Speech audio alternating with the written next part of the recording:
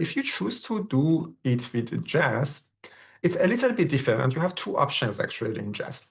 So the first question you need to ask yourself is that you want to control a covariate or you don't want to control the covariate. So because if you don't want to control covariate, you can do the same type of analysis that you did in SPSS in JASP. That, as I said, that analysis is called Hayes process method of mediation analysis model 4.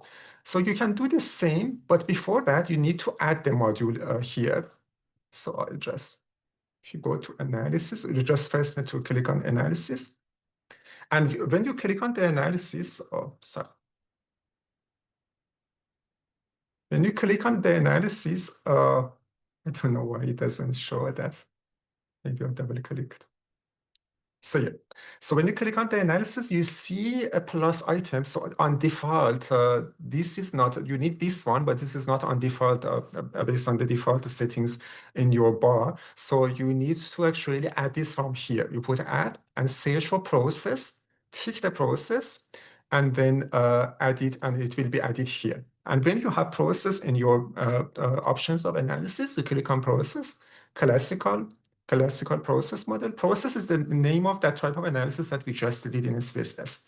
So it's a little bit different, but the type of analysis is the same as what we did in SPSS. So as you see, I have a dependent variable, and here the labels is a little bit different. So there in SPSS, you had like IV or X. Here you have continuous predictor. That is actually your IVs, your IV and mediators both. So it doesn't differentiate between mediator and IV. You should put them both here, and then you can specify that. So I put my DV independent variable, that is clear, and both of my IV and mediator as continuous predictors. Then I go to model. So you remember that we specified in SPSS Hayes model 4. So also here, I need to click on this, and I specify that I'm looking for Hayes configuration and model 4 to give me exactly what I want. And here you see that it's differentiated between independent variable and mediator. That independent variable is IV, mediator is M. However, as you can see, there is no option for covariate here. This is not still adjusted well in the in JASP actually for this type of analysis. So that's why if you want to include covariate, you better to use SPSS or another option that we have in JASP that I will explain after this. Still, we can control covariate in this way as well, but it has some complexities, and we should sort of change the typical settings that I don't want to make it that confusing or complex, and because it can add complexities to your tables as well. So that's why I suggest that you just use this way in JASP if you don't have any covariate. Otherwise, either use the other way in JASP that I will explain after that, or include SPSS. So imagine that I don't have any covariate. I just want to see a simple mediation model. So it's already, we'll do it, but I need to adjust also some of the options that I have. So everything here looks good. Like you can say, I need my indirect, I need my total effect. That is by default is there, but if not, you make sure to tick it. And also in my option, I need also standardized estimates. You remember for estimating the effect sizes of my each part, I need to tick a standardized estimation here that will appear at the end. So this is a standardized estimate. And also remember that we need bootstrap for our indirect effects. So I click on bootstrap, and I can also some statisticians recommend percentile, some statisticians recommend bias corrected percentile. My own preference is bias corrected percentile because it can make it more consistent with what the type of analysis that we did in SPSS. But both are okay. And remember that we can also, 1,000 is not very good enough number of replications. We can put it 10,000 to be consistent with what we did in SPSS. However, a problem with JASP is that if I put it in 10,000, we see that even for 1,000, it's taking a lot of time to process the bootstrap effects. And if I put it in 10,000, it can take around minutes, like up to 5 minutes it may take to give it, but it deserves you wait for that because it gives you more robust way. So I just put it in 1,000 for now, just to make it quicker for the purpose of the video. But until it's going to process the bootstrap, I still can see the direct effect. So this is actually one of the advantages of JASP, that the tables are much clearer than what you could see in the SPSS. So it doesn't present that like a regression table. It presents that in a very clear, like based on the paths that you have. So also it can show you a figure that make it clearer. So this is like the path between IV and DV, between IV and mediator. and between mediator and DV, that path B, and IV and DV with controlling for the effect of mediator, that is actually path C prime. So what you need to report, it would be very similar to this table. So this table actually is very more similar to what you need to your results section than what you saw in the SPSS. So you need to like have a table very similar like this, usually reporting results section. And you see some statistics are different. For example, in the spaces, you had a T and P value, but here you have a Z and P value. So that's a little bit just different metrics that JASP and SPSS will use. But you need to include estimate. That is actually on a standardized estimate here. You need to include the standard error. You need to report Z values, P values, and confidence intervals that are actually bootstrapped confidence intervals, because now we applied bootstrap. And also you also need to report standardized effects that you see that is a medium effects here. These two are medium effects, but this effects is a small. That's based on like the interpretations of beta. So, and about indirect effects. So direct effect again is the same as what you see here. It's pretty much the same. It's not a new thing. You are interested in this part in this table. That is indirect effects that you can see is around this one on a standardized indirect effect is this, a standardized indirect effect is that. And also, although JASP gives you a p-value for indirect effects, I wouldn't recommend you report that because they commonly for use the Hayes process like this method for mediation analysis. We are not reliant on p-value. We usually interpret the significance based on bootstrapped confidence intervals. So if you report p-values, some reviewers that are not familiar with the JASP version of process analysis, they may criticize you and say that why you're reporting p-value, why the common way of interpreting significance for indirect effect is confidence interval. So that's why I would suggest not reporting this p-value you can report p-value for your direct effects, but for indirect effects, if you're using the Hayes process in JASP, I would recommend just ignore p-value here and just report the confidence interval. So if it does not include 0, that you see both are positive, so that means that it's a significant indirect effect. And this is also the total effect that you can see. Don't confuse that with total indirect. Total indirect is exactly the indirect effect. So this is not what we are interested in. We are interested in total effect of IV and DV. That should be always, if you have a significant effect that we have here, the total effect should be bigger than like what you have for the direct effects of IV and DV. For example, you see that the path C prime, the direct effects of IV and DV is 35, but the total effect is 43. The direct effect of standardized effect is 31, but it's 38%. So it's always more higher than this if there is a significant effect. So that was as simple as that, very much similar to SPSS. And for reporting your results, you report all of this in one table. I will show you some examples in the group supervision. Not for method, the group supervision for the result section. So, but you see, the statistics are pretty much the same as the statistics that you have in SPSS, but a little bit different nuances that you would consider, and nothing else you would to change here. So that's one way. However, what if you want to use have covariate and you still want to use JASP, not SPSS for any reason? So there is also another option for that. Again, that's why you can use SEM option in a JASP. So again, SEM is not by default presented in your statistical option. You should go to plus and you need to tick SEM here and then it will appear here. So in SEM options, we are not going to do a structural equation modeling. We are just going to do a specific option, a specific function of SEM from JASP to do mediation analysis. That is called mediation analysis. So we go to SEM, mediation analysis. And it's very similar to Hayes process method, but the advantage is that it actually give you opportunity to control covariance here. But the matrix is different. So it's no longer the Hayes process method. So if you want to use this part for mediation analysis, you should say that JASP SCM option of mediation analysis or JASP SCM module of mediation analysis. So this is how you describe that, and I will provide references or citations for if you want to use this method. It's sort of new. It's a sort of new function, and it's also exclusive to JASP, and also is consistent with what you can do in R package. But JASP already included that based on the R package, based on the Lavon method of mediation analysis that included in JASP. So we cannot do that in SPSS, but the results will be very similar to what you can do in SPSS or in the Hayes process in JASP. So it's not much of difference in the results or statistics. So here again, predictor means that your IV, and you usually can have multiple predictor, but we keep it in one. Mediator can be your mediator that you like the same as the previous method, and outcome is your DV. And I said that you come here, and also even if you don't have a mediator, even if you don't have covariate, you still can use that. You can feel free to use that. But why I suggest using the Hayes process if you don't have covariate or you are feel more comfortable to use Hayes in SPSS because Hayes process model is better known in the literature. I can say it's more famous actually, the methods, a more prestigious method of doing mediation as everyone knows that method. But this SEM function of JASP is sort of new. Not all the academics or researchers know this method or familiar with that, although it's a solid and actually it's a robust method and they have citations. As long as you have citations for that, you can use that. So, but yeah, but anyway, you can use it with or without controlling covariates. But I just want to control some covariates. Imagine that I control like what I did in spaces, marital status, and also cult background, the cultural and linguistically diverse background. And also I see what my options might have.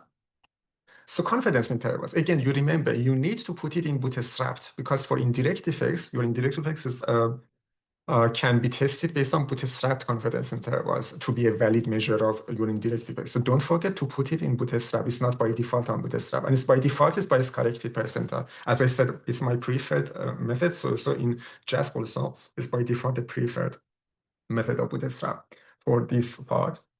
And again, you need total effects that is ticked. Residual covariance and stuff, you can maybe untick that. You don't need necessarily those one. Path coefficients, you need that for sure. And no other products than need. I'm just checking that. Yes, that's enough. Just path coefficient, total effects, and bootstrap, and also a standardized estimate. Yes, I just was looking for this one. This is the last piece. So a standardized estimate, total effect, total indirect effects, and path coefficients, and it would give you everything. So we are just waiting for the bootstrapped to be complete. And it's good that we have Hayes process here, so I can show you how similar actually the statistics are in these two methods. But in the meantime, you can see actually the path coefficients, like the path B that is mediated to DV. This is the amount of estimates, is significant, it's unstandardized effects actually. Your IV to DV is unstandardized effects is significant. Your IV to mediator is significant. You see that your marital status and CALD doesn't have any significant relationship with your IV, but marital status and CALD but has what cultural and linguistic diverse background has a significant relationship with your mediator. You remember is the same as what he had in SPSS and almost significant with, and you see almost the same statistic that we got in SPSS from Hayes process. So it's not very different. They are using very similar measures and metrics, but cult background does not have any significant effects on that. And we are just waiting for. And you can see all of this again in the direct effects. It's just repeating this here. It's not anything different, but we're just waiting for, because confidence intervals are based on bootstrap, so it doesn't show it until it's completed. And also standardized effects also we are waiting to see. And that's the problem. And it's just 1,000. So you remember that you need to put it in 10,000. If you put it in 10,000, it definitely takes much more time, like minutes to be completed. And that's the problem with JASP. But in SPSS, you remember, with 10,000, we set it in 10,000, but in seconds, we have the results. So here, so again, IV to DV is all you can get it here. So you don't, it's just repetitive statistics that you have here. And like this, let me double check. Yes, exactly the same statistic that you have here. So nothing, I would say that you can either use it here or you can get it from that. But this is the one that you are interested in, that you cannot find it here actually. And that is the indirect effects that you see, very similar. That was like the indirect effect here was 0.07, is 0.06, that if you round it is almost similar. So it's not very huge changes between two methods that I actually use, but you know that they are using different statistical methods. So it's expected to have a slight difference between this method, but usually the amount of effect size or significant doesn't change across the models, across different statistical methods. What you need to report here is on a standardized estimate and a standardized estimate, and also But actually, the problem here is that so it's when I apply the standardized estimates, so it's put it just to a standardized. So that's why it actually does not show the standardized or non-standardized at the same time. So it just keep me a standardized indirect effect here and a standard error z value, p value, and confidence interval. So again, so here it's okay if you want to report p value because it's not haze process anymore. But again, my recommendation is that again, be more reliant on confidence intervals because even for JASP developers, they have emphasized that even if you use this type of mediation analysis, still be reliant on confidence interval to interpret the p-value. Like if it doesn't include 0, that means that it's a significant estimate. So you can report P if you like, but I wouldn't do that personally because I'm not sure the external examiner that reading your final report is familiar with this specific module of JASP. But I know that anyone that is familiar with mediation analysis, they expect confidence intervals, bootstrap confidence intervals to interpret the significance of indirect value. So as long as it does not include 0, that means that is a significant effect. And if you want to have on a standardized estimate as well, so yes, again, the problem here, sorry, if I had a mistake, I said that is on a standardized estimate. So it was actually initially, but if I want to see on a standardized estimate, so I should untick that. So that's a limitation that these have. Because in reporting your results, you need to report both a standardized and unstandardized estimates in your results section. But this function of JASP actually just gives you one of them, not both standardized and unstandardized one. So that means that you need to see your result once without ticking this option and once with ticking this option. So that's another additional reason why I recommend using a space S for your analysis because it does not have these complexities and you can have all possible types of analysis all at in one place. So let's see now to see on a standardized estimates now. That if it can complete that. But here, and also here, so actually this, what you see about unstandardized estimate that I say, different potential, that was because it was unstandardized. But if that was a standardized estimate, that was different from a statistics of indirect effects. But if we put it on to unstandardized effect, I think it should be very similar to what we got here. Let's see, just a little bit waiting for it to be completed.